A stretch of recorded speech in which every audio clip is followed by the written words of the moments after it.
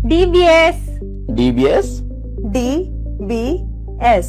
Now it's the time of adaptive DBS. अब adaptive DBS क्या चीज है? जब डीप ब्रेन स्टिमुलेशन स्टार्ट हुआ था उस टाइम पे बहुत ही ज्यादा हमारे पास रिस्ट्रिक्शन रहती थी कि हमारा एरियाज ऑफ स्टिमुलेशन जो होता था वो हम डायरेक्शनल नहीं कर सकते थे। कई बार पेशेंट्स को कंटिन्यूस एक ही लेवल की स्टिमुलस देते रहते थे तो पेशेंट के सिम्टम्स बहुत ठीक हो जाते थे, कई बार बिल्कुल ही डाउन हो जाते थे।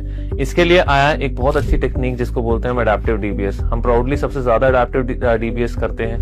एडेप्टिव डीबीएस का एडवांटेज ये होता है कि अपने हिसाब से ब्रेन की रिकॉर्डिंग्स करते हुए जब पेशेंट की स्टिमुलस बढ़ानी होती है तो वो बढ़ा देता है और पेशेंट की स्टिमुलस जब कम करनी होती है तब कम कर देता है ताकि पेशेंट के सिम्टम्स में बहुत इंप्रूवमेंट आए। कई बार स्टिमुलस की जरूरत इतनी नहीं होती तो ब्रेन की रिकॉर्डिंग करके वो पता कर लेता है कि हाँ अब स्टिमुलस की इतनी जरूरत नहीं है तो उसकी वजह से स्टिमुलस कम हो जाता है एंड अकॉर्डिंगली जब स्टिमुलस की जरूरत होती है तो स्टिमुलस बढ़ जाता है। एक और एडवांटेज एडेप्टिव डीबीएस का ये होता है कि एमआरआई कंपैटिबल आ गया है। एमआरआई 3 टेस्ला तक की एमआरआई में बिल्कुल सेफली हम यूज कर सकते हैं। इसको रीप्रोग्रामिंग करने की जरूरत अक्सर नहीं पड़ती है।